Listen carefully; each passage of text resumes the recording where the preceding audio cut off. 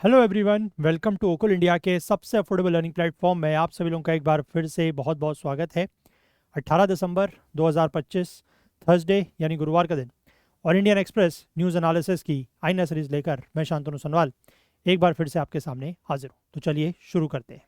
तो आज के न्यूज़पेपर पर चलें उससे पहले मैं आपको एक बार ये बताना चाहूँगा कि आप में से जो भी लोग यूपीएससी का प्रीलिम्स दे रहे हैं अगले साल का यानी कि 2026 का, तो उनके लिए हम लोग जनरल स्टडीज़ और करंट अफेयर्स की एक टेस्ट सीरीज़ लेके आए हैं जो कि सिर्फ 599 रुपीज़ में है और इसमें टोटल 51 टेस्ट्स आपको दिए जा रहे हैं।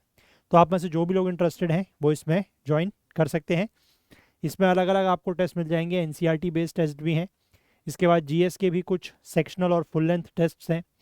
आपका पिछले मतलब ये जो पूरा का पूरा 2025 रहा है और 2026 के अप्रैल तक ये सारे आपको करंट अफेयर्स के टेस्ट मिल जाएंगे मंथली, और उसके बाद फुल लेंथ मॉक टेस्ट भी मिलेंगे। तो आप में से जो भी लोग इंटरेस्टेड हैं वो इसमें एनरोल कर सकते हैं। नीचे डिस्क्रिप्शन में भी लिंक मिल जाएगा या फिर आप हमारे ऐप या वेबसाइट में जाके भी एनरोल कर सकते हैं। और यहाँ पर आपको एक नंबर दिख रहा है, व्हाट्सएप नंबर, दैट इज़ 9150449990। चाहे तो इस पर भी कॉन्टैक्ट आप कर सकते हैं। अगर आप सी सेट लाइव पढ़ना चाहें तो उसका भी ऑप्शन जो है वो आपके पास अवेलेबल है। ठीक है, सिर्फ 1299 रुपीज़ में आपको सी सेट की लाइव क्लासेस मिल जाएंगी। इसको भी आप चाहें तो एनरोल कर सकते हैं।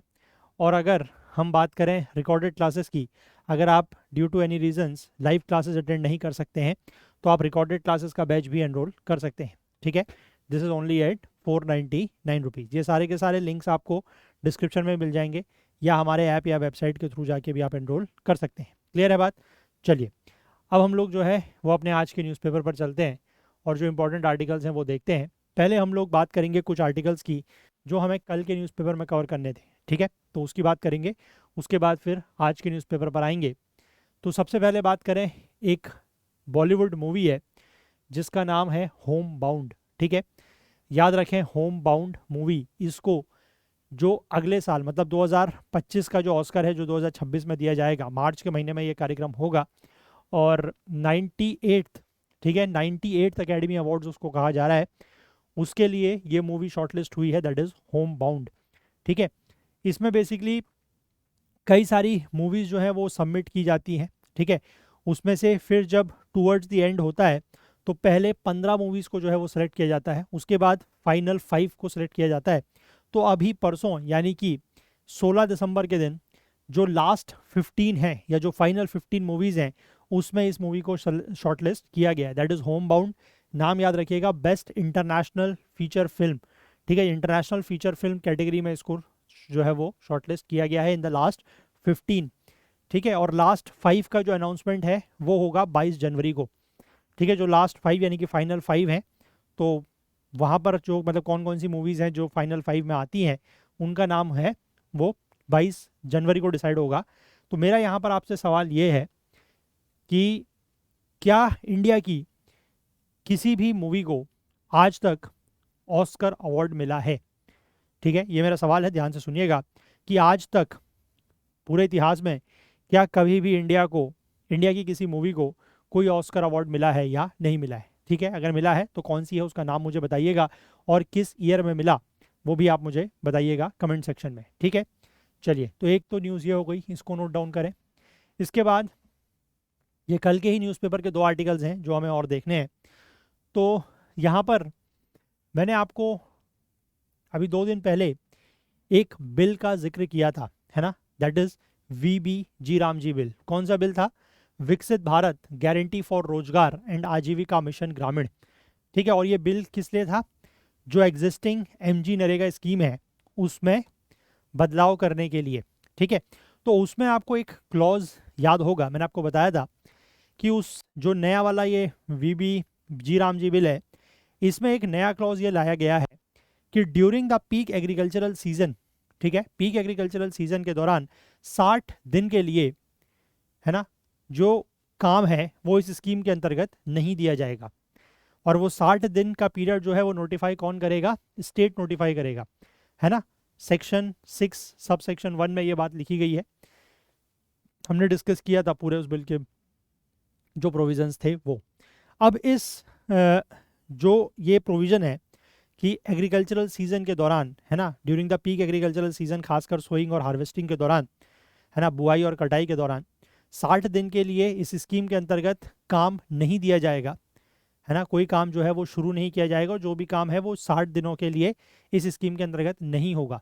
तो इस प्रोविज़न के पीछे जो तर्क या जो रैशनल दिया गया वो ये था कि इससे क्या होगा कि जो फार्म लेबर की अवेलेबिलिटी है, ठीक है, उसको इंश्योर किया जा सकता है कि फार्म लेबर की अवेलेबिलिटी में कमी नहीं आएगी, कि खेतों में काम करने वाले मजदूरों की कमी नहीं होगी ऐसा करने से, है ना। तो ये तर्क दिया गया। तो यहाँ पर अभी आर्टिकल ये बात कर रहा है कि NREGS यानी कि जो national rural employment guarantee scheme है, या जो मनरेगा के नाम से पहले चलती थी, अब जिसको ये बदला जा रहा है ना, ये जो है वो फार्म लेबर की शॉर्टेज का कारण नहीं हो सकता है। ठीक है, कि मतलब ज़रूरी नहीं है कि फार्म लेबर में जो शॉर्टेज हो रही है और जिसको दूर करने के लिए सरकार ये प्रोविज़न ला रही है नए बिल में, तो वो ज़रूरी नहीं है कि वो नरेगा की वजह से ही फार्म बिल की शॉर्टेज हो रही हो। ठीक है, और सरकार जो ये प्रोविज़न ला रही है कि 60 दिन के लिए काम इस स्कीम के अंतर्गत नहीं मिलेगा ताकि फार्म लेबर की अवेलेबिलिटी को इंश्योर या सुनिश्चित किया जाए, तो ऐसा ज़रूरी नहीं है कि उससे ये समस्या दूर हो जाएगी, क्योंकि ये उस समस्या का जो कारण है वो ये नहीं है, ऐसा इस आर्टिकल में कहा जा रहा है। अब क्यों नहीं है, उसके पीछे क्या इन्होंने डेटा मतलब डेटा के थ्रू ये जो बातें कर रहे हैं, डेटा बैक्ड जो स्टडी की यहाँ पर ये बात कर रहे हैं, वो हम यहाँ पर देखेंगे। ठीक है, बड़े ध्यान से समझिएगा, क्योंकि जो इशू है वो बड़ा कंटेम्प्रेरी है, बड़ा इंपॉर्टेंट इशू है। तो यहाँ पर नरेंद्र मोदी की जो सरकार है, उनका ये जो बिल है, दैट इज़ विकसित भारत गारंटी फॉर रोजगार एंड आजीविका मिशन ग्रामीण, ठीक है, जिसका शॉर्ट फॉर्म है VBG रामजी बिल। इसको पार्लियामेंट में इंट्रोड्यूस किया जा चुका है ट्यूसडे के दिन, है ना। और इसका जो प्रोविज़न है, to restrict the undertaking of rural employment generation works under the planned new law during the peak agricultural season of sowing and harvesting. वही मैंने आपको बताया कि जो पीक एग्रीकल्चरल सीजन है सोइंग और हार्वेस्टिंग का, यानी कि बुआई और कटाई के दौरान 60 दिन के लिए इस स्कीम के अंतर्गत काम नहीं दिया जाएगा, उसी की यहाँ पर बात कर रहे हैं। ठीक है, तो द कर्ब ऑन कमेंसिंग और executing any such work for a period of aggregating 60 days in a financial year and to be notified in advance by the state governments have been proposed in order to facilitate adequate availability of agricultural labor during the peak planting and picking time of crops, है ना। वही मैंने आपको बताया कि ये 60 दिन का जो पीरियड है उस दौरान काम नहीं देने के पीछे सरकार का तर्क यही है कि इससे जो प्लांटिंग या पिकिंग अप टाइम है, ठीक है, मतलब फसल की बुआई और कटाई का जो समय है, उस समय एग्रीकल्चरल लेबर को अवेलेबिलिटी रहे। ठीक है, अब जो existing Mahatma Gandhi national rural employment guarantee act था, या जिसको MG नरेगा कहते थे 2005 का, जिसको ये, अच्छा यहाँ पर ये इस आर्टिकल में ना एक दो जगह थोड़ा सा ये टाइपिंग एरर है, तो इसको आप थोड़ा सा करेक्ट कीजिएगा। ये VG करके लिखा हुआ है, ये VG नहीं है, ठीक है, दिस इज VB, है ना, VBG रामजी बिल, है ना, ये आप जरूर करेक्ट करेंगे। ठीक है, तो ये मतलब ये जो नरेगा है 2005 का, जिसको ये नया बिल रिपील करना चाहता है और रिप्लेस करना चाहता है with the new statutory wage works programme, इसको क्रिटिसाइज किया गया है कई लोगों के द्वारा, ठीक है, including the union agricultural minister during the previous UPA administration. ठीक है, जो पहले UPA की सरकार हुआ करती थी, उसमें जो केंद्रीय कृषि मंत्री हुआ करते थे शरद पवार, उन्होंने भी इस स्कीम का जो है, जो मनरेगा स्कीम थी, उसका आलोचना की थी। ठीक है, और उसको आलोचना करते हुए उन्होंने क्या बोला था कि इस स्कीम की वजह से खेती में, है ना, जो लेबर है उसकी कमी हो जाती है। ठीक है, अब शरद पवार जो थे, उन्होंने बेसिकली उस समय के प्रधानमंत्री मनमोहन सिंह को ये बात लिखित में बताई थी, और ये कहा था कि ये जो MG नरेगा स्कीम है, इसको कम से कम पीक एग्रीकल्चरल सीजन के दौरान कम से कम 3 महीने के लिए इस स्कीम को पॉज किया जाए, रोका जाए।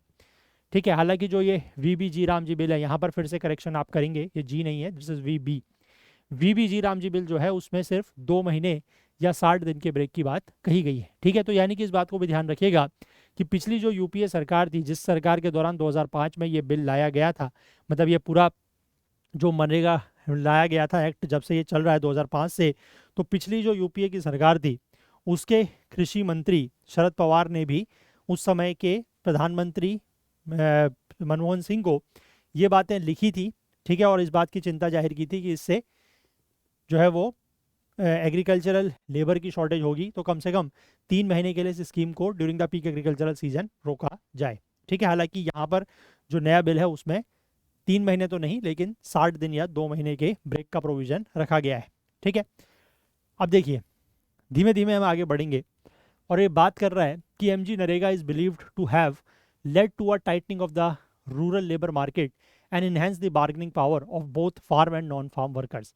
ऐसा माना जाता है कि एमजी नरेगा की वजह से जो रूरल लेबर मार्केट है वो थोड़ा सा टाइट हुई है और इससे चाहे वो फार्म वर्कर्स हों या नॉन फार्म वर्कर्स हों उनकी बार्गेनिंग पावर्स बढ़ी है। मैंने आपको ये बात परसों भी जब हम वो आर्टिकल डिस्कस कर रहे थे, ये वीबी जी राम जी बिल के जो प्रोविजंस है उसकी हम बात कर रहे थे, वहाँ पर मैंने आपको ये बताया भी था। ठीक है, कि अगर हम इसको वर्कर्स या लेबर्स के पॉइंट ऑफ व्यू से देखें तो उनके लिए ये थोड़ा सा सिचुएशन अच्छी नहीं है।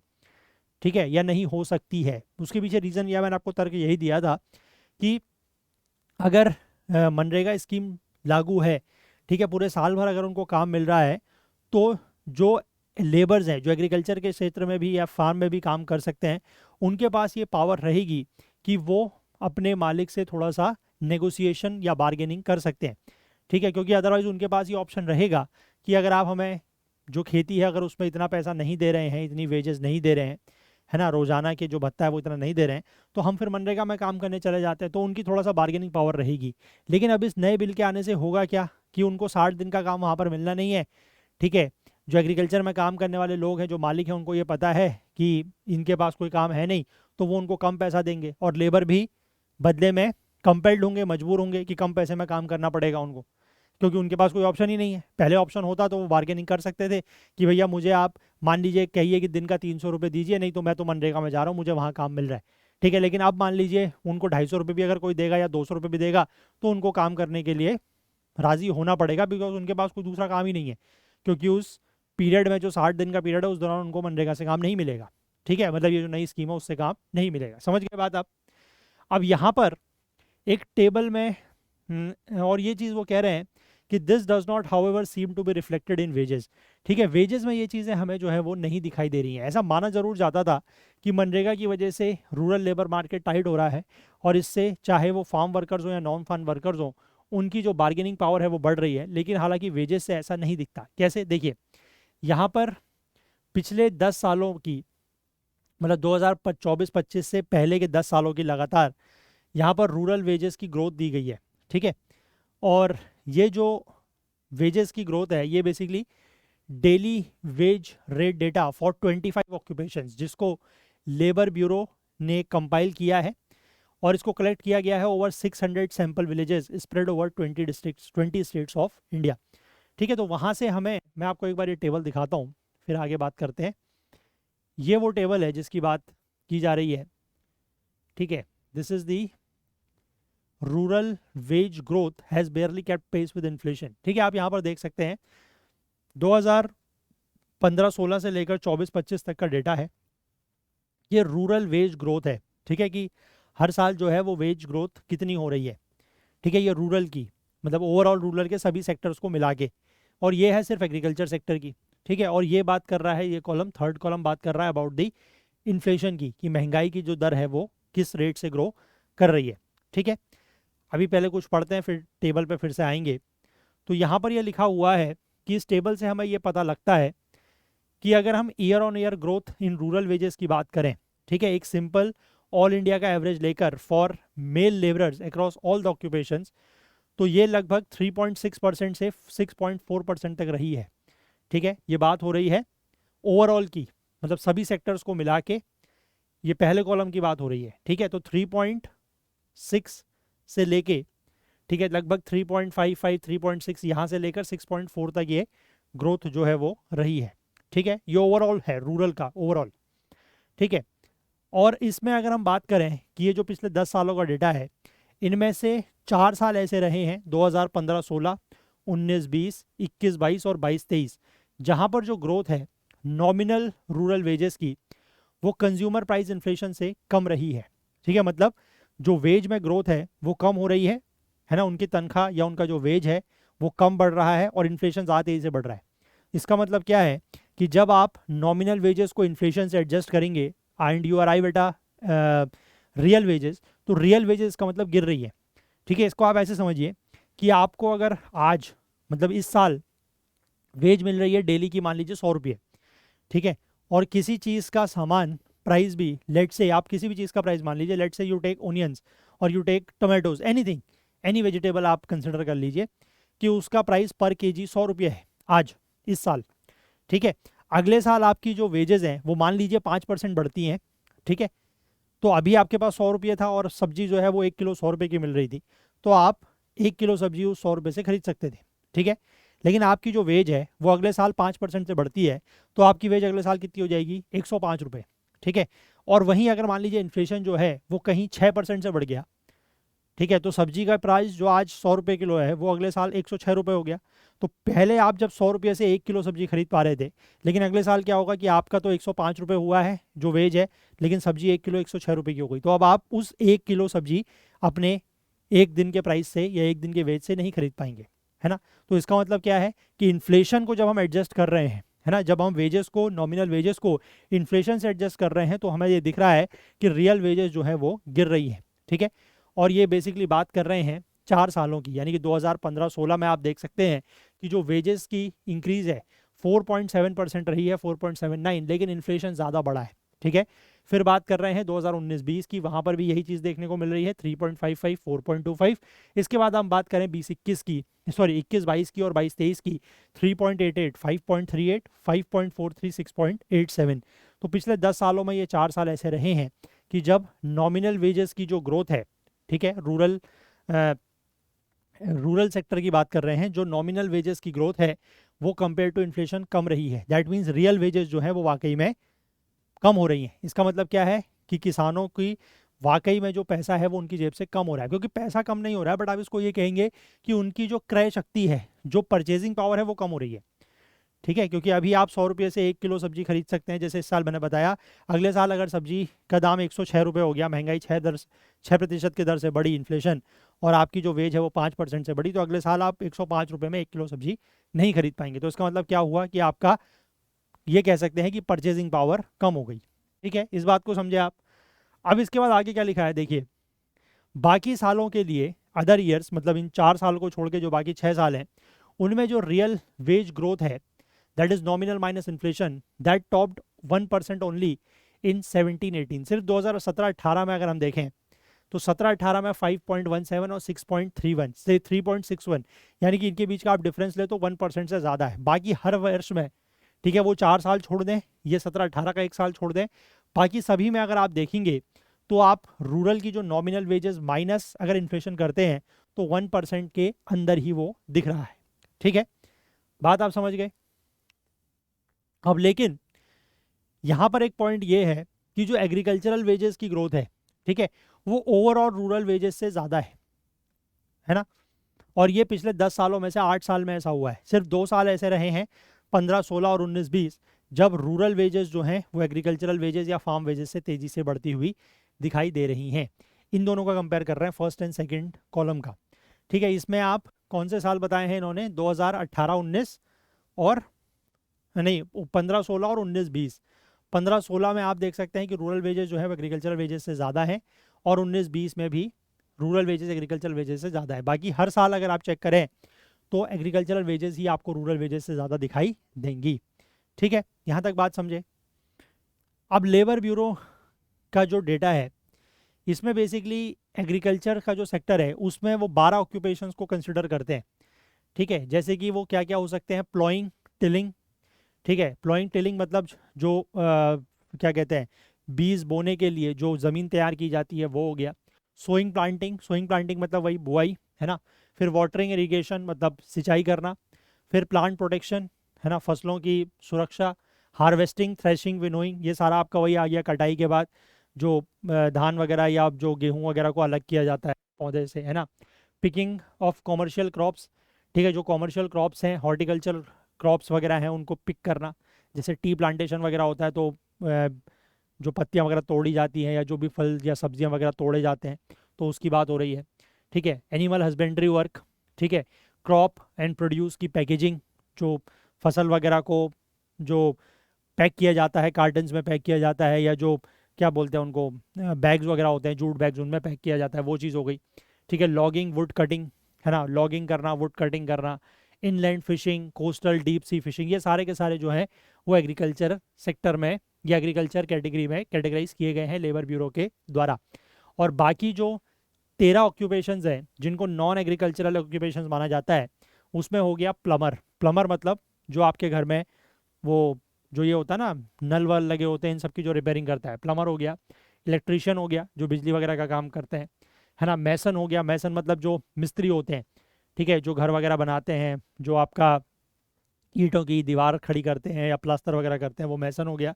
वीवर, वीवर मतलब एक तरीके से आप कह सकते हैं जो वीविंग का काम करते हैं, है ना, सिलाई बुनाई टाइप का। आपका ब्लैक स्मिथ, ब्लैक स्मिथ मतलब जो आपके ये होते हैं लोहार, ठीक है। कारपेंटर, लकड़ी का काम करने वाले। Tractor, light motor vehicle driver, ठीक है, जो भी इस तरीके के ट्रैक्टर चला रहे हैं या लाइट मोटर व्हीकल जो छोटे वाहन है वो चला रहे हैं, ठीक है। बीड़ी मेकर, बीड़ी बनाने वाले। बेम्बू या बास्केट मेकर, जो बेम्बू का काम कर रहे हैं या बास्केट्स वगैरह बना रहे हैं। हैंडीक्राफ्ट मेकर, ठीक है, जो हस्तशिल्प बना रहे हैं, हैंडीक्राफ्ट बना रहे हैं। पोर्टर लॉडर, ठीक है। पोर्टर लॉडर, पोर्टर लॉडर मतलब जो सामान वगैरह वो करते हैं, सामान वगैरह, एक अपने जैसे अपने देखा होगा ना, वो मजदूर होते हैं जो सामान उतारते चढ़ाते हैं, है ना, अपनी पीठ पर कैरी करके। कंस्ट्रक्शन लेबरर, कंस्ट्रक्शन लेबरर मतलब जो कंस्ट्रक्शन के काम में जो मजदूर होते हैं, है ना, रेता बजरी और सब चीज़ जो ढोते हैं वो। स्वीपर, क्लीनर, सफाई कर्मचारी जिनको हम कहते हैं। तो ये सारे के सारे ऑक्यूपेशन जो है वो नॉन एग्रीकल्चरल ऑक्यूपेशन हैं, ठीक है। तो यहाँ से हमें ये चीज़ क्लियर होता है, जो ऊपर हमने डेटा देखा टेबल्स में, वहाँ से हमें ये चीज़ क्लियर होता है कि agricultural wages have grown more than overall rural wages, कि एग्रीकल्चरल वेजेस जो हैं वो रूरल वेजेस से ज़्यादा बड़ी हैं, मतलब इंक्रीज ज़्यादा हुआ है। But even in this case the growth in nominal wages, लेकिन नॉमिनल वेजेस में जो ग्रोथ है, हम एग्रीकल्चर की भी अगर बात करें तो उसमें भी जो नॉमिनल वेजेस में ग्रोथ है वो just have kept pace with inflation, मतलब वो भी इन्फ्लेशन के लगभग, जितना इन्फ्लेशन बढ़ रहा है उतना ही वो भी बढ़ रही है, ठीक है। ये डेटा जो है कोई हमें मतलब इस तरफ इशारा नहीं करता कि वेजेस में कोई सिग्निफिकेंट सर्ज हुआ हो, ठीक है, एटलीस्ट पिछले 10 सालों में, ठीक है। मतलब एमजी नरेगा होने के बावजूद, हालांकि एमजी नरेगा तो पिछले 10 साल से नहीं, पिछले 20 साल से है, बट फिर भी अगर हम पिछले 10 साल की भी बात करें, जब मोदी सरकार का राज रहा है 2014-15 के बाद से भी, तब से अगर हम इस बात को देखें तो वहाँ पर भी हमें ये नहीं दिख रहा है कि कोई एग्रीकल्चरल वेजेस बहुत ज़्यादा बढ़ी हो, ठीक है। तो वही बात है ना कि एग्रीकल्चरल वेजेस बहुत ज़्यादा बढ़ी हैं, तो उससे हम कैसे पता लगा सकते हैं, क्योंकि अगर मनरेगा है और एग्रीकल्चरल वेजेस बहुत ज़्यादा बढ़ी हैं तो उसका मतलब क्या है कि वही जो हमने शुरुआत में बात करी कि मनरेगा होने की वजह से जो एग्रीकल्चरल लेबरर्स की ये है बार्गेनिंग पावर वो बहुत ज़्यादा होती है। तो ऐसा नहीं दिखाई दे रहा है, क्योंकि अगर उनकी बार्गेनिंग पावर ज़्यादा होती तो वो ज़्यादा वेजेस की मांग करते, पर ऐसा तो नहीं नहीं दिख रहा है, ठीक है। अब रूरल वेज ग्रोथ जो है वो टेपिड क्यों रही है? टेपिड का अर्थ होता है, अगर आप लिटरल सेंस में इस वर्ड को समझें तो टेपिड का मतलब होता है नॉट टू वार्म, ठीक है। जैसे पानी कहते हैं ना कि माइल्ड वार्म है या गुनगुना पानी है, तो उसको उस कंटेक्स में या उस संदर्भ में इस वर्ड का यूज़ करते हैं टेपिड। यहाँ पर टेपिड का मतलब है कि रूरल वेज ग्रोथ टेपिड क्यों रही है, इसका मतलब बहुत ज़्यादा ये क्यों नहीं बढ़ी है, ठीक है। तो इसका पीछे एक जो कारण है वो ये हो सकता है कि जो लेबर फोर्स पार्टिसिपेशन है among women in rural India वो बढ़ रहा है, ठीक है। कि ग्रामीण भारत में जो लेबर फोर्स पार्टिसिपेशन रेट्स हैं महिलाओं का वो बढ़ रहा है, ठीक है। अब ये LFPR बेसिकली होता क्या है? Percentage of the population aged 15 years and above that is either employed or actively seeking to work for a relatively long part of any particular year. LFPR का मतलब होता है आबादी का वो हिस्सा, 15 साल से ऊपर की आबादी का वो हिस्सा जो या तो काम कर रहा है या फिर जो काम की तलाश में है, ठीक है। और वो काम करना चाह रहा है for longer period of the time, मतलब 1-2 दिन, 2-4 दिन, 10 दिन, 15 दिन के लिए काम कर रहा है वो नहीं, जो लंबे समय के लिए काम कर रहा है ड्यूरिंग द ईयर, उसको कहा जाएगा क्या, कि वो लेबर फोर्स का हिस्सा है, ठीक है। तो यहाँ पर जो official periodic labour force survey का डेटा है, इसमें जो साल का समय लिया जाता है वो जुलाई से जून का लिया जाता है, मतलब July of this year to the next year June. इसमें यह बताया गया है कि all India rural female LFPR ये 2017-18 में सिर्फ 24.6% था। उसके बाद ये धीमे धीमे बढ़ते बढ़ते अगले साल 26.4, फिर 33, फिर 36.5, 36.6, 41.5 और 47.6 तक ये पहुंच चुका है, ठीक है। फाइनेंस मिनिस्ट्री का जो इकोनॉमिक सर्वे आता है 2023-24 का, उसमें यह बताया गया है कि फीमेल रूरल LFPR बढ़ रहा है। ठीक है, इसमें काफ़ी ज़्यादा शार्प जंप देखने को मिला है मोदी सरकार की कुछ स्कीम्स की वजह से, जैसे कि उज्ज्वला स्कीम। ठीक है, उज्ज्वला स्कीम बेसिकली आपकी कौन सी स्कीम है? उज्ज्वला, वो जो LPG सिलेंडर दिए गए। ठीक है, हर घर जल स्कीम, सौभाग्य स्कीम, हर घर बिजली वाली स्कीम। ठीक है, कि हर घर तक बिजली पहुंचे, हर घर तक पानी पहुंचे। स्वच्छ भारत, वही जो टॉयलेट्स बनाने वाली स्कीम है। तो वो सारी स्कीम्स की वजह से रूरल फीमेल LFPR यानी कि ग्रामीण भारत में जो महिलाओं का लेबर फोर्स पार्टिसिपेशन रेट है वो काफ़ी ज़्यादा बड़ा है, ऐसा यहाँ पर बताया गया है। ठीक है, अब ये जो स्कीम्स हैं, है ना, ये जो प्रोग्राम्स हैं, ये बात बेसिकली कहाँ पर लिखी गई है? इकोनॉमिक सर्वे में। इस चीज़ को ध्यान करिए, रखिएगा, क्योंकि ये जो मतलब इस तरीके का डेटा है ना, ये आप लोगों के मेंस के लिए बहुत ही सिग्निफिकेंट है। ठीक है, कि आप इस चीज़ को अगर कहीं पर कोट करते हैं इन योर मेंस आंसर, है ना, जहाँ पर मान लीजिए रूरल फीमेल की बात हो रही है, या रूरल इंडिया में कहीं पर LFPR की बात हो रही है ना, कहीं पर एम्प्लॉयमेंट की बात हो रही है, तो वहाँ पर आप ये डेटा जो है वो कोट कर सकते हैं। ठीक है, कि इकोनॉमिक सर्वे में ये बात मेंशन की गई है कि सरकार की कुछ फ्लैगशिप स्कीम्स, जैसे कि उज्ज्वला स्कीम हो गई, सौभाग्य हो गया, हर घर जल हो गया, स्वच्छ भारत हो गया, इन सब की वजह से क्या हो रहा है? रूरल फीमेल LFPR में जो है वो शार्प जंप देखने को मिल रहा है। ठीक है, अब इस सर्वे में, इकोनॉमिक सर्वे में, आर्थिक सर्वेक्षण में ये दावा किया गया है कि ये जो फ्लैगशिप स्कीम्स है इनकी वजह से कैसे जो है वो LFPR बढ़ रहा है फीमेल्स का। तो इसमें ये कहा गया है कि देखो, clean cooking fuel, Ujjwala scheme वही LPG मिल रहा है, क्लीन कुकिंग फ्यूल मिल रहा है ना, महिलाओं को हर घर तक इलेक्ट्रिसिटी पहुंच रही है, पाइप्ड ड्रिंकिंग वाटर, हर घर नल से जल मिल रहा है। ठीक है, टॉयलेट्स वगैरह हैं। तो इसकी वजह से हो क्या रहा है कि रूरल विमेन यानी कि जो ग्रामीण क्षेत्र की महिलाएं हैं उनका टाइम बच रहा है। ठीक है, उनका टाइम बच रहा है, उनका एफर्ट्स बच रहा है कि उनको अब दूर दराज जाके फायरवुड या डंग नहीं लेके आना पड़ रहा है, पानी के लिए दूर दराज नहीं जाना पड़ रहा है, पानी उनके घर में मिल रहा है। ठीक है, और LPG सिलेंडर्स का वो इस्तेमाल कर रही हैं तो खाना जल्दी बन रहा है। ठीक, दूसरी बात यह है कि वो मिक्सर ग्राइंडर का इस्तेमाल कर रही है, घर में उनके बिजली आ गई है तो मिक्सर ग्राइंडर का इस्तेमाल कर रही है। पहले से मसाले पीसने के लिए उनको हाथ से लगे रहना पड़ता था, एफर्ट्स भी ज़्यादा लगता था, टाइम भी ज़्यादा लगता था। तो इन सब स्कीम्स की वजह से फ़ायदा क्या हुआ है कि महिलाओं का जो टाइम है, जो एनर्जीज़ हैं वो बच रही हैं, है ना, और उस जो बचा हुआ समय है, जो बची हुई उनकी एनर्जी है, उसको वो प्रोडक्टिव आउटसाइड एम्प्लॉयमेंट, ठीक है, जो बाहर का मतलब घर से बाहर का जो रोज़गार है उसमें वो उस चीज़ को, अपनी टाइम को, अपने एनर्जी को यूटिलाइज कर रही हैं। ठीक है, वो सिर्फ घर के कुछ मुंडेन हाउस होल्ड टास्क में ही नहीं लगी रह रही है। पहले से तो वही था कि महिला को काफ़ी दूर जाके, मान लीजिए ऐसा ऐसा देखा गया है पहले, ये हो सकता है कि आप लोगों ने भी अगर इस तरीके का ग्रामीण परिवेश देखा हो, है ना, कहीं भी एक्सपीरियंस किया हो, तो आपने ये चीज़ें खुद भी देखी होंगी, सुनी होंगी कि लोगों को, महिलाओं को खासकर 2-2, 4-4 किलोमीटर दूर से पानी लेके आना पड़ता था, है ना, और ये क्या कहते हैं, जलावन के लिए लकड़ी लानी पड़ती थी, आपका डंग लाना पड़ता था। तो ये सारी चीज़ों के लिए बहुत दूर दूर जाना पड़ता था, एफर्ट्स भी लगते थे, समय भी लगता था। अब ये इस स्कीम्स की वजह से सब कुछ घर में मौजूद है। ठीक है, बिजली मिल रही है, LPG सिलेंडर मिल रहा है, पानी मिल रहा है, तो एफर्ट्स भी बच रहा है, टाइम भी बच रहा है। तो अब महिलाएं क्या कर रही हैं कि सिर्फ घर के जो मामूली काम है वो करने के बजाय, मतलब उनको करने के साथ साथ अब वो बाहर भी अपना समय और अपनी एनर्जी को यूटिलाइज कर पा रही हैं। ठीक है, तो वही चीज़ जो है वो फीमेल LFPR उसकी वजह से बढ़ रहा है।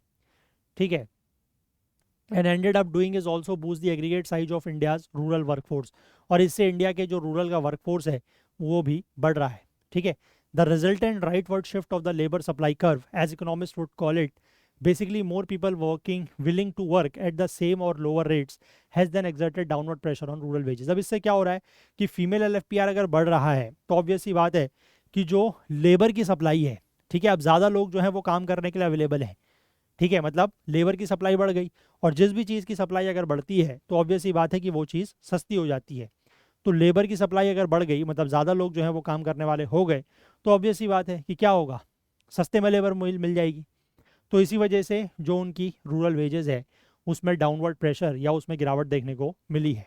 ठीक है, तो the evidence of MG NREGA creating an all round shortage of labour in farm is perhaps another weak. तो इसीलिए इस बात का कोई एविडेंस या कोई सबूत नहीं है कि MG नरेगा की वजह से फार्म में लेबर की शॉर्टेज हो रही है, इस बात का कोई एविडेंस नहीं है, या एविडेंस है भी तो वो बहुत ही कमज़ोर है। ठीक है, if anything more women entering the rural labor force and engaging in agricultural activities closer to their homes would have offset the large number supposedly pulled out of the farms by MNREGA. तो ये हो सकता है ना, मतलब इस बात के तो कोई सबूत खास है नहीं कि मनरेगा जैसी स्कीम की वजह से जो ये है एग्रीकल्चर में लेबर की शॉर्टेज है वो हुई है, ऐसा तो नहीं है। हाँ, ये ज़रूर हो सकता है कि महिलाओं का पार्टिसिपेशन बढ़ रहा है रूरल लेबर वर्कफोर्स में, तो ये हो सकता है कि जो आदमी एग्रीकल्चर से हट के मनरेगा में काम करने गए तो उसकी वजह से जो कमी हुई उस कमी को थोड़ा बहुत ऑफसेट जो है वो इन महिलाओं ने कर दिया। ठीक है, जो अपने घर के पास ही काम कर रही हैं एग्रीकल्चरल एक्टिविटीज़ में या एग्रीकल्चरल लेबर के रूप में। ठीक है, farmers may be right about not getting enough labour on time whether for transplanting paddy, picking cotton, spraying insecticide और रिमूविंग वीड्स। तो फार्मर्स जो हैं वो इस बात के लिए, मतलब ये उनकी बात सही हो सकती है कि उनको समय पर पर्याप्त लेबर जो है वो नहीं मिल पा रही है। ठीक है, चाहे वो पैडी को ट्रांसप्लांट करना हो, है ना, पानी में जो पैडी उगाया जाता है उसकी बात कर रहे हैं, कॉटन पिक करना हो कि जो कपास है जब उसकी खेती पूरी हो गई तो उसको पिक करना है। ठीक है, इंसेक्टिसाइड्स स्प्रे करने हो, वीडिसाइड्स रिमूव करने हो। लेकिन whether MNREGA is to blame, लेकिन इन सब चीज़ों के लिए क्या मनरेगा को ब्लेम दिया जाए, और जो ये पीक एग्रीकल्चरल सीजन के दौरान सरकार बात कर रही है कि इस स्कीम के ऊपर पॉज लगाई जाए, रोक लगाई जाए, तो क्या वो चीज़ सही है? उसके लिए हमें और ज़्यादा ग्राउंड लेवल एविडेंस की ज़रूरत है। ठीक है, तो बेसिकली यहाँ पर जो सरकार का तर्क है उस तर्क को ये खारिज कर रहे हैं कि एग्रीकल्चरल लेबर्स की जो कमी है वो मनरेगा की वजह से हो रही है, ऐसा नहीं है। ठीक है, आई होप आप बात समझ गए। अच्छा आर्टिकल था, डिटेल में हम लोगों ने इसको देखा। इसके बाद यहाँ पर एक आर्टिकल और है नीचे, ये भी कल के ही न्यूज़पेपर से है, इसको भी कवर करते हैं। यहाँ पर ये लिखा है कि जो साउथ ईस्ट एशिया में साइक्लोन्स या तूफान आए हैं उनका असर और ज़्यादा बुरा हुआ है, किसकी वजह से? क्लाइमेट चेंज, जलवायु परिवर्तन और डिफॉरेस्टेशन की वजह से। ठीक है, देखो तो यहाँ पर यही कारण बताए गए हैं। एक तो ग्लोबल टेम्परेचर जो बढ़ रहे हैं, यानी कि ग्लोबल वार्मिंग आप कह सकते हैं, रैपिड अर्बनाइजेशन हो रहा है, ठीक है, तेज़ी से शहरीकरण हो रहा है, और जो जंगलों को काटा जा रहा है, डिफॉरेस्टेशन हो रहा है। इनकी वजह से क्या हो रहा है कि जो साइक्लोनिक स्टॉर्म्स अभी हाल फिलहाल में जो साइक्लोनिक स्टॉर्म्स देखे गए, चक्रवाती तूफान श्रीलंका, मलेशिया, इंडोनेशिया और थाईलैंड में, इसकी वजह से जो फ्लड्स आए, जो बाढ़ आए, उनका इम्पैक्ट या असर ज़्यादा देखने को मिला। ठीक है, और इनसे लगभग 1600 लोगों की जान जो है वो इन 4 देशों में गई। साइक्लोन दितवा अभी आया था कुछ दिनों पहले, है ना, श्रीलंका और को इसने स्ट्रक किया था 27 नवंबर को, और साइक्लोन सेन्यार जो है इसका लैंडफॉल हुआ था पहले 26 नवंबर को इंडोनेशिया में और उसके बाद 27 नवंबर को मलेशिया में। ठीक है, कुछ दिनों पहले आपको याद होगा हम लोगों ने डिटेल में जो है वो उनकी बात की थी, साइक्लोन्स के नेमिंग वगैरह की, तो वहाँ पर मैंने आपको ये सब कुछ दिखाया था। ठीक है, अब यहाँ पर एक स्टडी में ये बात सामने आई है, और स्टडी का नाम है increasing heavy rainfall and extreme flood heights in a warming climate threaten densely populated regions across Sri Lanka and the Malacca strait. इस स्टडी में ये बातें कही गई हैं। ठीक है, इस स्टडी में ये हाईलाइट किया गया है कि that although the affected countries experience annual floods during the monsoon season, this year the proportions of the flood reached unprecedented level. कि हालांकि इन जो देशों का जिक्र यहाँ पर हो रहा है, यहाँ पर हर साल मानसून के दौरान एनुअल फ्लड्स आते हैं। ठीक है, लेकिन इस बार के जो फ्लड्स की आप कह सकते हैं प्रोपोर्शन था वो बहुत ज़्यादा था। ठीक है, ऐसा पहले कभी भी देखने को नहीं मिला। तो इसके पीछे कारण बताया गया है वही क्लाइमेट चेंज, डिफॉरेस्टेशन, ये सब। तो पहले बात करते हैं ग्लोबल वार्मिंग की। तो एक्सट्रीम रेनफॉल इवेंट्स, ठीक है, एक्सट्रीम रेनफॉल इवेंट्स मतलब जो काफ़ी ज़्यादा बारिश हुई साइक्लोन दितवा और सेन्यार की वजह से, ये मोर इंटेंस हो गई है। ठीक है, अफेक्टेड रीजन्स में मोर इंटेंस हो गई है रिसेंट ईयर्स में। जैसे कि श्रीलंका में अगर हम बात करें तो heavy 5 day precipitation events are 28% to 68% more intense. ठीक है, जो 5 दिन की लगातार बारिश है उसके इवेंट्स पहले से 28 से 160% तक ज़्यादा इंटेंस हो गए हैं। मलक्का स्ट्रेट के रीजन में साइक्लोन सेनियार जहाँ पर बना था वहाँ पर एक्सट्रीम रेनफॉल जो है वो 9 to 50% बढ़ चुकी है। ठीक है, और ऐसा क्यों हुआ है? ग्लोबल टेम्परेचर्स बढ़ने की वजह से। अगर हम बात करें मिड 1800 से, यानी कि जहाँ पर हम वही इंडस्ट्रियल रिवॉल्यूशन की शुरुआत की बात करते हैं, उसके बाद से अभी तक जो वर्ल्ड का टेम्परेचर है वो 1.3 डिग्री सेल्सियस वार्म हो चुका है।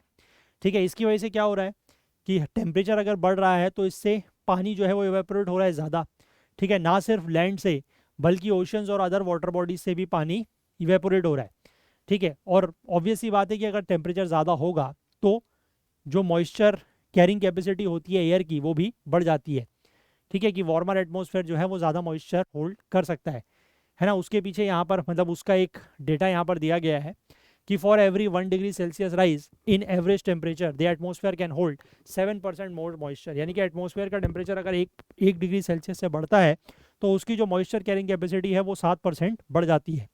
और ग्लोबल वार्मिंग बढ़ने की वजह से टेम्परेचर्स बढ़ रहे हैं, तो एक तो एवेपोरेशन ज़्यादा हो रहा है ना सिर्फ लैंड से बल्कि ओशंस और वाटर बॉडीज से भी, और वो जो पानी है वो हवा में जा रहा है, एटमॉस्फेयर उसको ज़्यादा कैरी कर पा रहा है क्योंकि एटमॉस्फेयर का टेम्परेचर भी बढ़ चुका है, ठीक है। तो इससे क्या हो रहा है कि स्टॉर्म्स जो हैं वो ज़्यादा डेंजरस हो रहे हैं, ठीक है, स्टॉर्म ज़्यादा खतरनाक हो रहे हैं, प्रेसिपिटेशन इंटेंसिटी बढ़ रही है, ठीक है, उनकी फ्रीक्वेंसी ड्यूरेशन बढ़ रहा है, और इन सब की वजह से सीवियर फ्लडिंग, काफ़ी ज़्यादा बाढ़ वगैरह आ रही है।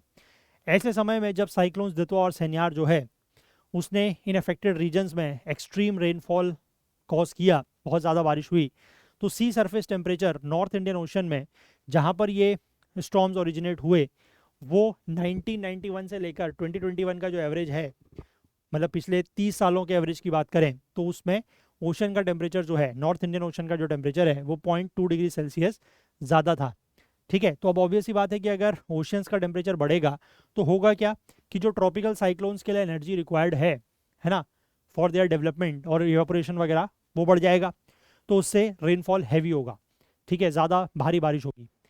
अगर ये 1.3 डिग्री सेल्सियस ग्लोबल राइज नहीं होता टेम्परेचर्स में, तो जो सी सरफेस टेम्परेचर है वो लगभग इस समय से, यानी कि पिछले 30 सालों के समय से लगभग 1 डिग्री ठंडा होता, अगर ये 1.3 degree Celsius overall global temperatures नहीं बढ़े होते तो, ठीक है। इसके बाद अगला जो कारण है दैट इज डिफॉरेस्टेशन, ठीक है। तो इन अफेक्टेड एरियाज में जो एक्सट्रीम रेनफॉल का इम्पैक्ट रहा है वो डिफॉरेस्टेशन की वजह से और ज़्यादा बढ़ा है। जैसे कि श्रीलंका की अगर हम बात करें तो जहाँ पर रेन और लैंडस्लाइड की वजह से साइक्लोन दितवा के कारण 600 से ज़्यादा लोग मारे गए, वहाँ पर डिफॉरेस्टेशन जो है वो 1900 में 90% से कम होके अब 2002 में 20% हो गया है, ठीक है। फॉरेस्ट कवर जहाँ वहाँ 90% हुआ करता था, अब 20% हो गया, तो आप समझ सकते हैं कि 70% फॉरेस्ट जो है वो कट चुका है, डिस्ट्रॉय हो चुका है, ठीक है। अब ये इस डिक्लाइन के पीछे, जो फॉरेस्ट कवर में गिरावट आई है उसके पीछे कारण क्या है कि प्लांटेशन क्रॉप्स के लिए इंक्रोचमेंट्स किए गए हैं। प्लांटेशन क्रॉप जैसे कि टी, रबर, कोकोनट, ठीक है, सिनामन कल्टीवेशन, फॉरेस्ट फ्रिंजेस में सिनामन कल्टीवेशन हो रहा है, इंफ्रास्ट्रक्चर डेवलपमेंट प्रोजेक्ट, और साथ ही साथ इलीगल या इलिसिट टिम्बर फेलिंग। तो इन सब चीज़ों की वजह से क्या हो रहा है कि फॉरेस्ट कवर कम हो रहा है, ठीक है। Loss of forest cover, accelerated run off, obvious ही बात है कि अगर फॉरेस्ट कवर कम हो रहा है तो उससे जो सरफेस पर बहने वाला पानी है ना, वो बढ़ गया, रन ऑफ जिसको कहते हैं वो तेज़ हो गया, क्योंकि अगर सरफेस ये फॉरेस्ट कवर ज़्यादा होगा तो ऑब्वियस ही बात है कि सरफेस रन ऑफ हल्का होगा, स्लो होगा, और पानी को समय मिलेगा कि वो ज़मीन के अंदर सीप कर सके।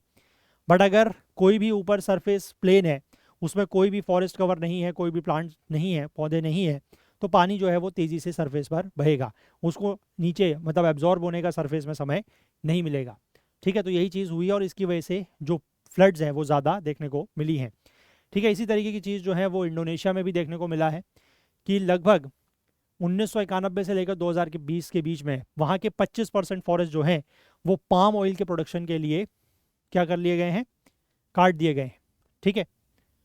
पाम ऑयल का वैसे ही बहुत बड़ा प्रोड्यूसर है इंडोनेशिया, इंडिया भी काफ़ी ज़्यादा मात्रा में पाम ऑयल जो है वो इंडोनेशिया से इंपोर्ट करता है, ठीक है। अब इसकी वजह से क्या हुआ कि जो इंडोनेशिया का एक प्रोटेक्शन बैरियर या एक प्रोटेक्टिव बैरियर हुआ करता था अगेंस्ट द फ्लड, वो डिस्ट्रॉय हो गया है ना, डिमिनिश हो गया। डिफॉरेस्टेशन की वजह से जो स्लोप की स्टेबिलिटी है, रगेड टेरेन मतलब जैसे जो पहाड़ी इलाके होते हैं वहाँ पर जो स्लोप की स्टेबिलिटी है वो भी प्रभावित होती है या कम होती है डिफॉरेस्टेशन होने की वजह से। जैसे कि इंडोनेशिया का सुमात्रा रीजन जो कि साइक्लोन सेनियार की वजह से बहुत ज़्यादा प्रभावित हुआ, ठीक है, तो वहाँ पर यही देखा गया कि फ्लड्स ज़्यादा हुए इस वजह से, है ना, क्योंकि वहाँ के जो रगेड टोपोग्राफी है, जो रगेड टेरेन है, वहाँ पर डिफॉरेस्टेशन की वजह से स्लोप की स्टेबिलिटी कम हो गई, ठीक है। तो इसकी वजह से फ्लड्स देखने को मिले, लैंडस्लाइड्स देखने को मिले, ठीक है। और इसकी वजह से एक्सट्रीम स्टॉर्म इवेंट्स भी हुआ है। ये चीज़ जो है ना, ये वाला जो पॉइंट है, इसको आप इंडिया से भी कंपेयर कर सकते हैं। इंडिया के जो हिली स्टेट्स हैं, खासकर अभी आपने 1-2 साल पहले मानसून सीजन के समय में हिमाचल प्रदेश में काफ़ी बड़ी आपदाएं आती हुई देखी हैं, काफ़ी ज़्यादा कैलेमिटी, लैंडस्लाइड्स वगैरह बहुत हुए हैं। उसके पीछे उसको हालांकि हम लोगों ने डिस्कस किया भी है, उसको हमने कनेक्ट किया था जो अनसस्टेनेबल टूरिज्म है उससे। ठीक है, कई सारे एनवायरमेंटलिस्ट ने इस बात को लेकर कंसर्न भी जाहिर किया है कि जो हमारे हिमालयन स्टेट्स हैं, ठीक है, जिनकी टोपोग्राफी जो है वो काफ़ी ज़्यादा फ्रेजाइल है, काफ़ी ज़्यादा कमज़ोर है, वहाँ पर टूरिज़्म के जो अनसस्टेनेबल टूरिज़्म है, ठीक है, कि मतलब पर्यटन के नाम पर कुछ भी किया जा रहा है ना, अनसस्टेनेबल डेवलपमेंट किया जा रहा है, तो उसकी वजह से टूरिज़्म से जो रेवेन्यू सरकार को मिले या ना मिले वो तो अलग बात है। ठीक है, वो तो एक साइड ऑफ द पिक्चर है, बट दूसरी तरफ अगर हम बात करें तो उससे हमारे जो हिमालयन स्टेट्स है, ठीक है, उनके इकोलॉजी को नुकसान पहुंच रहा है। ठीक है, तो वहाँ पर भी बेसिकली यही है कि जो पहाड़ों को काटा जा रहा है, पहाड़ों से जो पेड़ पौधे खत्म किए जा रहे हैं, वहाँ पर कुछ रिजॉर्ट्स बनाए जा रहे हैं, कुछ होम स्टेज बनाए जा रहे हैं, होटल्स बनाए जा रहे हैं, तो उन सब की वजह से पर्यटन तो बढ़ रहा है। ठीक है, ये अब नए जो बढ़ता हुआ पर्यटन है उसको सपोर्ट या उसको आप कह सकते हैं कि सहायता तो मिल रही है, ठीक है, हेल्प तो हो रही है पर्यटन बढ़ने में, लेकिन नुकसान क्या हो रहा है कि वहाँ की जो नेचुरल इकोलॉजी है उसको नुकसान हो रहा है, खतरा मिल रहा है। तो वही चीज़ यहाँ पर भी लिखी गई है। इसके बाद अगला पॉइंट दिया गया है रैपिड अर्बनाइजेशन का, कि रैपिड अर्बनाइजेशन जो है वो भी इसके पीछे एक कारण है। ठीक है, कि जो लार्ज स्केल में डिवास्टेशन या खतरा या नुकसान हो रहा है एक्सट्रीम रेनफॉल की वजह से, उसमें एक रैपिड अर्बनाइजेशन भी कारण है। ठीक है, यहाँ पर ये पाया गया है इस स्टडी में कि श्रीलंका और इंडोनेशिया, यहाँ पर जो high intensity flood risk zones हैं, वहाँ पर रहने वाले लोगों की संख्या में इंक्रीज हुआ है, बढ़ोतरी हुई है। ठीक है, क्रिटिकल इंफ्रास्ट्रक्चर जैसे रोड, रेलवेज और क्रॉपलैंड, ये भी इन एरियाज में बढ़े हुए हैं। इसी वजह से जब ये साइक्लोन सेन्यार ने हिट किया इंडोनेशिया को, तो इसने ना सिर्फ हंड्रेड्स ऑफ लोगों को, मतलब कई 100 लोग जो हैं वो इसमें मारे गए, लेकिन इसमें लगभग और भी इकोनॉमिक लॉस हुआ है, क्योंकि ऐसे एरियाज़ में जो फ्लड अफेक्टेड या फ्लड प्रोन एरियाज़ हैं, वहाँ पर इस तरीके के इंफ्रास्ट्रक्चर बनाए जा रहे हैं। ठीक है, श्रीलंका की भी अगर हम बात करें तो लगभग 6 बिलियन से लेकर 7 बिलियन डॉलर्स के बीच में इकोनॉमिक लॉस या आर्थिक नुकसान उसको भी हुआ है, जो कि उसकी नेशनल जीडीपी का लगभग 3 से 5% है। 1,37,000 एकड़ एग्रीकल्चरल लैंड जो है वो डिस्ट्रॉय हो गई है इन फ्लड्स की वजह से। ठीक है, partly due to destroyed dams and canals. ठीक है, डैम्स वगैरह जो हैं, जो बांध हैं, जो नहरें हैं, कैनाल्स हैं, वो भी डिस्ट्रॉय हुई हैं, और इसकी वजह से लगभग 1,37,000 एकड़ की जो एग्रीकल्चरल लैंड है, जो कृषि भूमि है, वो भी यहाँ पर उसको नुकसान पहुँचा है। ठीक है, तो यहाँ पर इन्होंने तीन मेन की प्लेयर्स बताए हैं कि जो ये साइक्लोन्स हैं इनका इम्पैक्ट और ज़्यादा बढ़ रहा है। एक तो ग्लोबल वार्मिंग बताया है, ठीक है, क्लाइमेट चेंज का हिस्सा हो गया ग्लोबल वार्मिंग। दूसरा इन्होंने बताया है डिफॉरेस्टेशन, है ना, यानी कि जो जंगलों को, वनों को काटा जा रहा है वो। और तीसरा कारण बताया गया है रैपिड अर्बनाइजेशन। ठीक है, जो तेज़ी से बढ़ता हुआ शहरीकरण है वो। क्लियर है बात? चलिए, ये बेसिकली हमारे कल के तीनों आर्टिकल्स हो गए। इसके बाद हम लोग बात करते हैं, आज के न्यूज़पेपर में भी हमें एक आर्टिकल जो है वो देखना है। ठीक है, तो पहले अगर हम फ्रंट पेज पर बात करें आज के न्यूज़पेपर की, तो यहाँ पर एक ये जो दिल्ली और मुंबई का एक्सप्रेसवे है, उसको लेकर उन्होंने ये डेटा दिया है कि एक 87 किलोमीटर का स्ट्रेच है। ठीक है, ये आपके गुजरात के रीजन में है, 87 किलोमीटर का स्ट्रेच, और ये पूरा नहीं हो पाने की वजह से ये लगभग 1 लाख करोड़ का प्रोजेक्ट है दिल्ली मुंबई एक्सप्रेसवे का, 1300 किलोमीटर, 1300-1400 किलोमीटर के आसपास का, है ना। और ये 87 किलोमीटर का स्ट्रेच पूरा ना होने की वजह से 4 साल से ये प्रोजेक्ट जो है वो डिले है। ठीक है, 2021 में ये पूरा होना था। 2021 में इसको लेकर जो है वो एक पुणे की कॉन्ट्रैक्टर कंपनी है, that is roadway solutions India infra limited, इसको ये काम सौंपा गया था, कॉन्ट्रैक्ट इसको मिला था। लेकिन देरी की वजह से जो 2 कॉन्ट्रैक्ट हैं, मतलब ये 3 जो स्ट्रेचेज है ना, एक 35 किलोमीटर का, एक 27 किलोमीटर का, एक 25 किलोमीटर का, इनका काम इसको दिया गया था। लेकिन डिले की वजह से मार्च 2023 में वो प्रोजेक्ट इनसे, मतलब कॉन्ट्रैक्ट इनका ख़त्म कर दिया गया। लेकिन उसके बाद उसी साल फिर नवंबर 2023 में जब बिडिंग हुई तो इन्होंने फिर से इनको टेंडर मिल गया।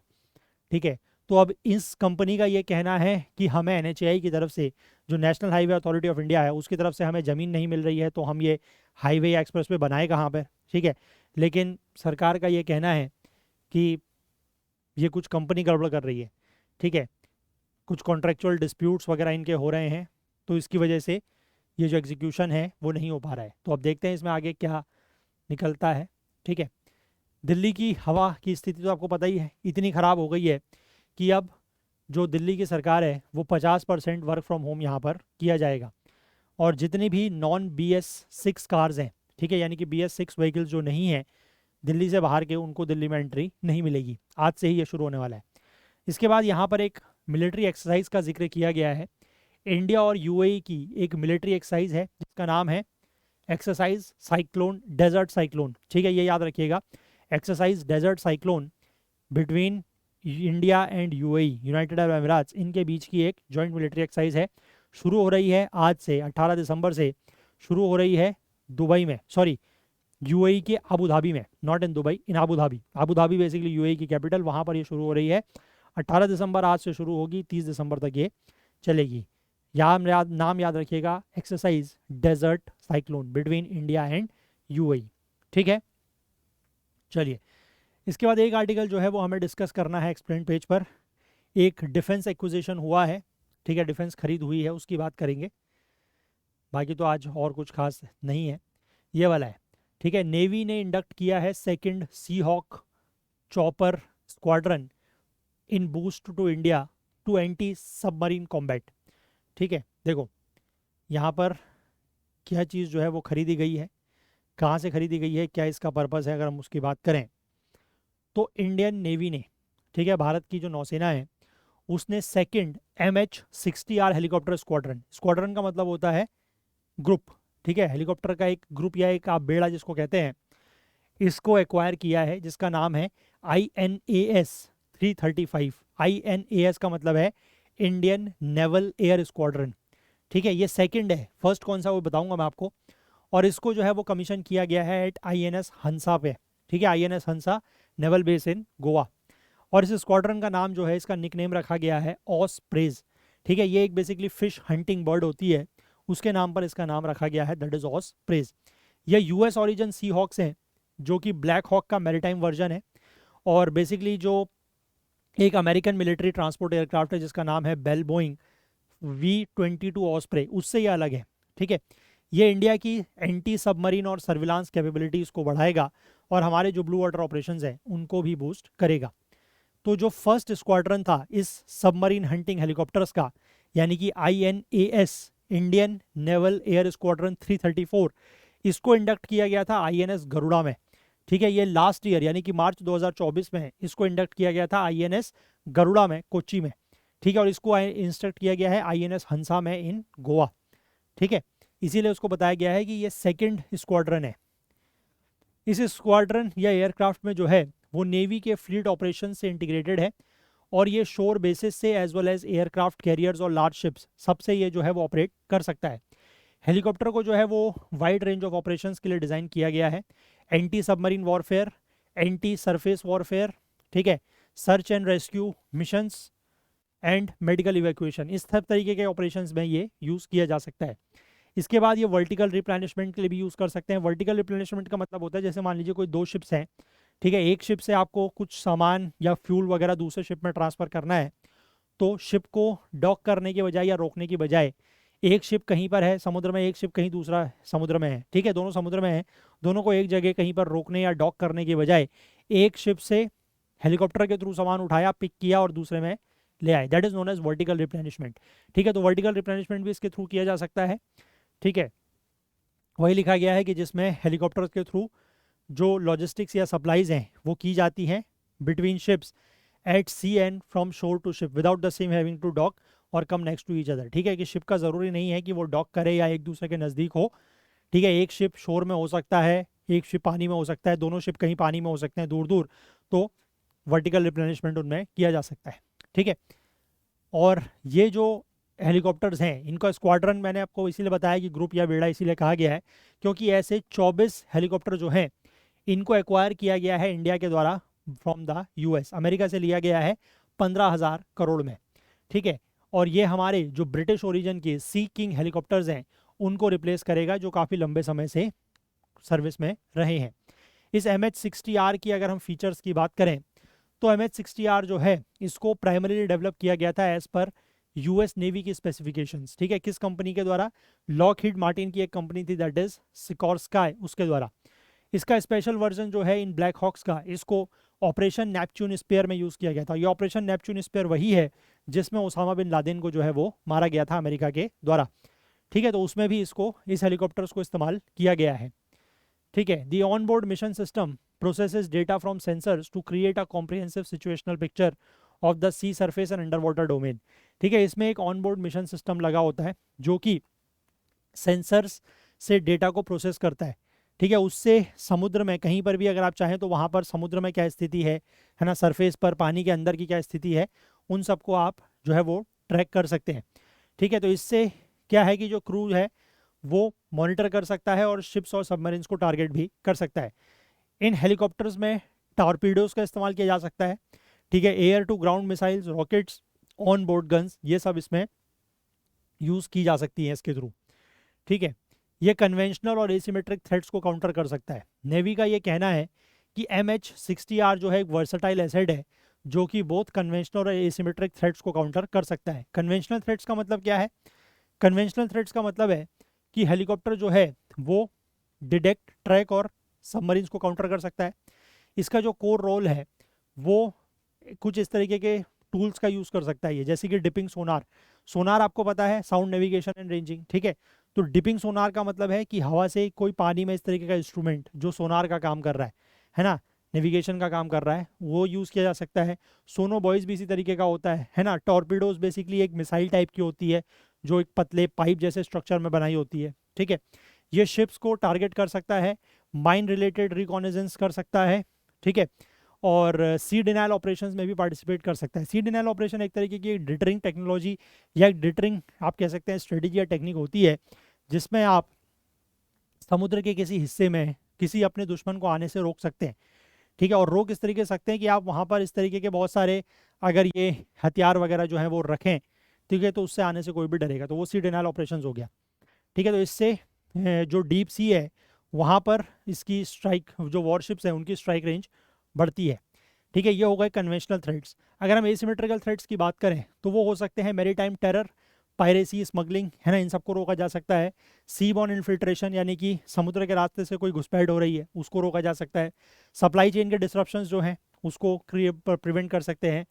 पोर्ट्स या ऑफशोर इंफ्रास्ट्रक्चर को सैबोटाज करना, सैबोटाज करने का मतलब होता है कि उनको नुकसान पहुंचाना। ठीक है, इस तरीके से नुकसान पहुंचाना कि उनसे कुछ प्रोडक्टिव या काम जो है वो ना लिया जा सके। ठीक है, या फिर जो अनमैन्ड थ्रेट्स हैं, ड्रोन्स वगैरह, इन सब के खतरे को भी इससे रोका जा सकता है।